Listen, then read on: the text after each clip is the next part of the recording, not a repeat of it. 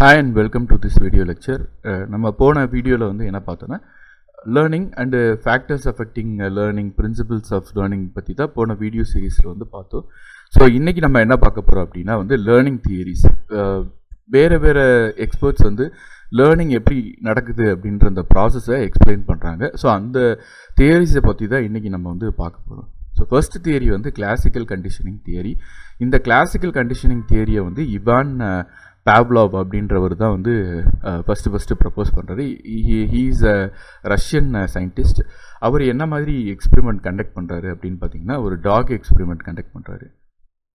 So இந்த எக்ஸ்பெரிமெண்ட்டில் எப்படி கண்டக்ட் பண்ணுறாருன்னா ஒரு டாகோட சலைவா வந்து எவ்வளோ செக்ரீட் ஆகுது அதுக்கு வந்து ஃபுட்டு ஆஃபர் பண்ணும்போது அப்படின்னு ஃபஸ்ட்டு வந்து மெஷர் பண்ணுறாரு. ஸோ ஒரு டைமிங் வச்சுக்கிறாங்க. அந்த டைமிங்க்கு வந்து அவர் வந்து ஃபுட்டு ஆஃபர் பண்ணுறாரு. அந்த ஃபுட்டை ஆஃபர் பண்ணவும் அதை பார்க்கவும் அதோட சலைவா வந்து எந்த அளவுக்கு செக்ரீட் ஆகுது அப்படின்றத வந்து டெஸ்ட் பண்ணி வச்சுக்கிறாரு. ஓகே, இப்போ அடுத்து என்ன செய்கிறாருன்னா இது ஒரு பெல்லை வந்து ரிங் பண்ணுறாரு. பெல்லை ரிங் பண்ணவும் அவர் என்ன பண்ணுறாருன்னா கண்டிஷனிங் பண்ணுறாரு. பெல்லை அடித்தா சாப்பாடு கிடைக்கும் அப்படின்னு. ஸோ இப்போ அந்த பெல்லை அடிக்கவும் என்ன பண்ணுறாருன்னா சாப்பாடை வந்து இந்த டாகுக்கு கொடுக்குறாரு. அப்போ அதோட சலைவை வந்து செக்ரேட் பண்ணுற அந்த அளவையும் எடுத்து வச்சுக்கிறாரு.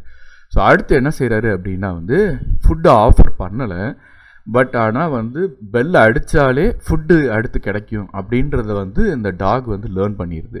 ஸோ அதனால் என்ன ஆகுதுன்னா அப்பையும் உங்களுக்கு வந்து அதே லெவல் ஆஃப் சலைவா வந்து செக்ரேட் ஆகுது. ஸோ இதுதான் வந்து லேர்னிங் கிளாசிக்கல் கண்டிஷனிங் தியரி அப்படின்னு சொல்லி. ஒரு பிரெயினோட கண்டிஷனிங் வந்து எப்படி கண்டிஷன் ஆகுது அப்படின்னா நமக்கு வந்து ஒரு விஷயத்தோட அசோசியேட் பண்ணும்போது அந்த விஷயம் வந்து நமக்கு கான்சிக்வெண்ட்டாக இந்த பெனிஃபிட்டை கொடுக்குது. ஃபார் எக்ஸாம்பிள் இப்போ பெல் அடித்தா ஃபுட்டு அப்படின்றத வந்து நமக்கு லேர்ன் ஆயிடுது. ஸோ இந்த லேர்ன் ஆனதுக்கப்புறம் நமக்கு ஃபுட்டு ஆஃபர் பண்ணாலும் ஆஃபர் பண்ணாட்டினாலும் இந்த பெல் அடித்தா ஃபுட்டு கிடைக்கும் அப்படின்றத வந்து நம்ம லேர்ன் பண்ணிக்கிறோம். ஸோ இதை தான் வந்து கிளாசிக்கல் கண்டிஷனிங் தியரி அப்படின்ற அந்த ஃபஸ்ட்டு லேர்னிங் தியரியில் வந்து ஒரு பிரேக் த்ரூவை இவான் பாவ்லோவ் கொடுக்குறாரு.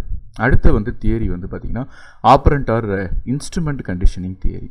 ஸோ இதே கிளாசிக்கல் கண்டிஷனிங் தியரியில் வந்து கொஞ்சம் அட்வான்ஸ்டு ஃபார்ம் வந்து ஆப்ரண்ட் கண்டிஷனிங் தியரி. ஸோ இதில் வந்து பிஎஃப் ஸ்கின்னர் அப்படின்றவர் வந்து மேஜர் கான்ட்ரிபியூஷன் ரீஇன்ஃபோர்ஸ்மெண்ட் தியரி அப்படின்றத நம்ம கேள்விப்பட்டிருப்போம்.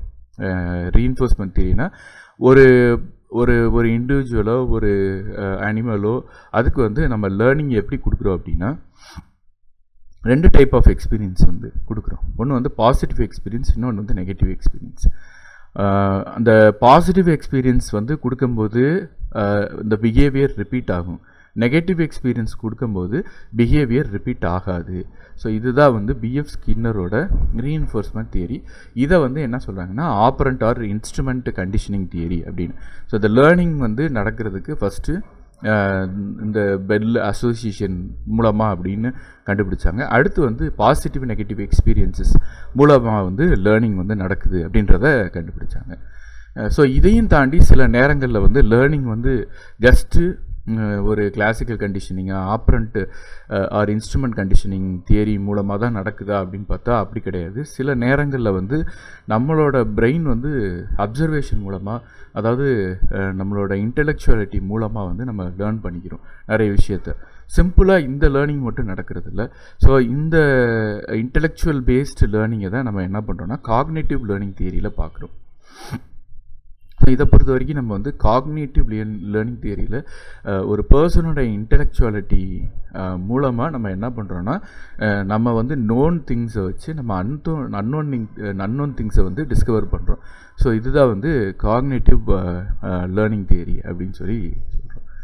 இது போக இந்த காக்னேட்டிவ் லேர்னிங் தியரியோட ஒரு அட்வான்ஸ்டு மாடல் வந்து சோஷியல் லேர்னிங் தியரி. நம்ம லேர்ன் பண்ணுறதுக்கு வந்து எப்பயுமே வந்து எப்படின்னா ரொம்ப அன்னோனை வந்து நம்மளால் லேர்ன் பண்ண முடியாது. ஸோ அதுக்குன்னு வந்து ஏற்கனவே ஒரு மாடல் வந்து நம்ம இருக்கும். ஸோ அதை பார்த்து நம்ம என்ன பண்ணுவோன்னா இந்த மாடலோட பிஹேவியரை நம்ம இம்பைப் பண்ணிக்குவோம். அப்படியே கம்ப்ளீட்டாக இம்பைப் பண்ண மாட்டோம். சில விஷயத்தை இம்பைப் பண்ணிக்கிடுவோம், சில விஷயத்தை வந்து நம்ம வெளியிலேருந்து எடுத்துக்கிடுவோம். ஸோ நம்ம வந்து பொறுத்த வரைக்கும் ஒரு மாடல் மட்டும் இல்லை, நிறைய மாடல்லேருந்து நம்ம வந்து எடுத்துக்கிடுவோம். ஃபார் எக்ஸாம்பிள் வந்து இந்த சோஷியல் லேர்னிங் தியரியை எக்ஸ்பிளைன் பண்ணுறதுக்கு நம்ம சின்ன வயசில் வந்து நம்ம என்ன பண்ணுவோம்னா நம்மளோட மதர் பார்த்து மாடலிங் பண்ணுவோம். மாடலிங்னா ஒன்றும் இல்லை, லைக் அவங்களோட பிஹேவியரை வந்து நம்ம அப்படியே இமிட்டேட் பண்ணுவோம். அவங்க என்ன பண்ணுறாங்க அதை வந்து அவங்களோட பிஹேவியர் நம்ம வந்து ஹையஸ்ட்டாக இன்ஃப்ளூயன்ஸ் பண்ணோம். அதுக்கப்புறம் நம்மளோட ஃப்ரெண்ட்ஸு, யார் கூட அதிகமாக டைம் ஸ்பெண்ட் பண்ணுறோம், அடுத்து வந்து நம்மளோட டீச்சர்ஸு, அதுக்கப்புறம் நம்மளோட ஃபேமிலி ரிலேட்டிவ்ஸு. ஸோ இந்த மாதிரி வந்து நம்மளை சுற்றி சின்ன பிள்ளையில் யாரை பார்க்குறோமோ அவங்கக்கிட்ட இருந்து நம்ம வந்து லேர்ன் பண்ணிக்கிற அந்த பிஹேவியரை வந்து என்ன சொல்கிறாங்கன்னா சோஷியல் லேர்னிங் தியரி. இப்போ ஒரு எக்ஸாம்பிளுக்கு வந்து நம்ம மதர் வந்து ஒரு சிச்சுவேஷனில் இப்படி ஒரு பர்டிகுலர் விஷயத்தில் ரியாக்ட் பண்ணுறாங்க. அப்போ அதே மாதிரி தான் நம்ம என்ன பண்ணுவோம்னா அதே விஷயத்த நம்ம வந்து நமக்கு ரிப்பீட் ஆகும்போது அதே பிஹேவியர் பேட்டர்னை நம்ம வந்து ரிப்பீட் பண்ணுவோம். ஸோ இதுதான் வந்து சோஷியல் லேர்னிங் தியரி. மொத்தம் வந்து 4 தியரிஸ் இருக்குது. Classical conditioning theory, operand conditioning theory, cognitive learning theory and social learning theory. So இதெல்லாம் வந்து நமக்கு இந்த 4 ப்ராசஸை வந்து எக்ஸ்பிளைன் பண்ணுது. ஒன்று வந்து அட்டென்ஷன், நம்ம வந்து எதை கவனிக்கிறோம், தென் ரிட்டென்ஷன், அதை வந்து நம்மளோட இதில் வந்து ஸ்டோர் பண்ணுறோம், பிரெயினில் வந்து ஸ்டோர் பண்ணுறோம். Then motor reproduction and reinforcement. Motor ரீப்ரொடக்ஷனை பொறுத்த வரைக்கும் நம்மளோட அந்த செய்கையில் வந்து கொண்டு வர்றது பிஹேவியரில், நம்மளோட கை கால் இதெல்லாம் வந்து ஆட்டோமேட்டிக்காக இதை செய்ய ஆரம்பிச்சிடும். ரீஇன்ஃபோர்ஸ்மெண்ட் வந்து நம்ம ஏற்கனவே பார்த்த மாதிரி பாசிட்டிவ் அண்ட் நெகட்டிவ். ஸோ இதை 4 விஷயத்தை பேஸ் பண்ணி தான் இந்த தியரிஸ் இருக்குது அப்படின்றது தான் நம்ம வந்து லேர்னிங் தியரிஸில் பார்க்குறோம். ஸோ இதுதான் வந்து லேர்னிங் தியரிஸை பொறுத்த வரைக்கும் ரொம்ப சிம்பிளான எக்ஸ்ப்ளனேஷன். நிறைய விஷயம் வந்து ரொம்ப டீட்டெயிலாக இருக்கும் இதை பொறுத்த வரைக்கும். கிளாசிக்கல் தியரியிலே எக்ஸ்பெரிமெண்ட் வந்து பெரிய எக்ஸ்பெரிமெண்ட்டாக இருக்கும். அதே மாதிரி ஆப்பரண்ட் கண்டிஷனிங்கில் நிறைய நியூயான்சஸ் இருக்குது, சின்ன சின்ன நுணுக்கங்கள்லாம் இருக்குது. பட் நம்ம அதை பற்றி இதில் வந்து ரொம்ப டீட்டெயிலாக பார்க்க போகிறதில்ல. ஜஸ்ட்டு வந்து லேர்னிங் தியரிஸை பொறுத்த வரைக்கும் மேஜராக இதுதான் வந்து லேர்னிங் தியரிஸ். இது மூலமாக தான் வந்து நம்ம லேர்ன் பண்ணிக்கிறோம். எதுக்காக நம்ம வந்து லேர்னிங் வந்து ரொம்ப ரொம்ப இம்பார்ட்டண்ட்டாக இருக்குது? லேர்னிங்கை பொறுத்த வரைக்கும் நம்ம எம்ப்ளாயீஸோட பிஹேவியரை கண்ட்ரோல் பண்ணுறதுக்கு இது ரொம்ப ரொம்ப யூஸ்ஃபுல்லாக இருக்குது. நம்ம இண்டஸ்ட்ரி கம்பெனிஸை பொறுத்த வரைக்கும் நமக்கு வந்து நெகட்டிவ் பிஹேவியர்ஸ், அதாவது லேசினஸ், ஒர்க்கை போஸ்ட்போன் பண்ணுறது, ப்ரோக்ரஸ்டினேஷன், இந்த மாதிரி பிஹேவியர்லாம் வந்து அன்வான்ட் பிஹேவியர். ஸோ இந்த பிஹேவியரை சேஞ்ச் பண்ணி ஒரு மோட்டிவேட்டட், தென் இன்ஸ்பைரிங், தென் என்ன சொல்கிறதுனா ஹார்ட் ஒர்க்கிங், இந்த ஹேபிட் அண்ட் அபிலிட்டிஸை வந்து இந்த குவாலிட்டிஸை எம்ப்ளாயீஸ் பிஹேவியருக்கு கொண்டு வர்றது தான் வந்து இந்த லேர்னிங்கோட ஒரு முக்கியத்துவம். அதே மாதிரி எம்ப்ளாயியோட பிஹேவியரை வந்து லேர்னிங் சேஞ்ச் பண்ணும். So learning is very important. லேர்னிங்கை பொறுத்த வரைக்கும் நம்ம தெரிஞ்சுக்க வேண்டிய இன்னொரு இம்ப்ளிகேஷன், லேர்னிங் வந்து ஹேபிட் ஆகும். ஹேபிட் வந்து நம்மளோட ஆட்டிடியூடை சேஞ்ச் பண்ணும். ஆட்டிடியூடு ஃபைனலாக நம்மளோட பர்சனாலிட்டியவே சேஞ்ச் பண்ணும். ஸோ அப்போ ரொம்ப ரொம்ப முக்கியமான விஷயம், லேர்னிங்க்கும் பர்சனாலிட்டிக்கும் நிறைய வந்து இன்டர் ரிலேஷன்ஷிப் இருக்குது. ஸோ லேர்னிங் மூலமாக நம்ம பர்சனாலிட்டியை சேஞ்ச் பண்ணலாம் அப்படின்றத நம்ம வந்து இங்கே கண்டிப்பாக புரிஞ்சிக்க வேண்டிய ஒரு விஷயம். ஸோ நமக்கு வந்து லேர்னிங்க்கும் அக்வயரிங்க்கும் நம்ம டிஃப்ரென்ஸ் இருக்கணும். லேர்னிங் அப்படின்றது வந்து நம்மளோட பிஹேவியரை சேஞ்ச் பண்ணும். அக்வயரிங் வந்து சிம்பிளாக நம்ம தெரிஞ்சுக்கிறது பேர் தான் அக்வயரிங். ஸோ நிறைய பேர் நம்ம வந்து படிக்கிறது வந்து லேர்னிங் அப்படின்னு நம்ம நினைக்கிறோம். அப்படி கிடையாது. Studying is acquiring. நமக்கு நாலேஜ் வந்து அக்வயர் பண்ணுறோம், பட் அதை வந்து ப்ராக்டிக்கலாக இம்ப்ளிமெண்ட் பண்ணும்போது தான் அது வந்து லேர்னிங். அந்த டிஃப்ரென்ஸை நம்ம புரிஞ்சுக்கணும். தென் வந்து ட்ரைனிங் மூலமாக, training is a form of learning. இது மூலமாக சேஞ்சஸ் வந்து கொண்டு வரணும். ஸோ அப்போ நமக்கு வந்து கம்பெனிஸ்லேயும் சரி, இல்லைன்னா வந்து நம்ம ஸ்கூல்ஸ் அண்ட் காலேஜஸில் வந்து இந்த ட்ரைனிங் அப்படின்றது கொடுப்பாங்க.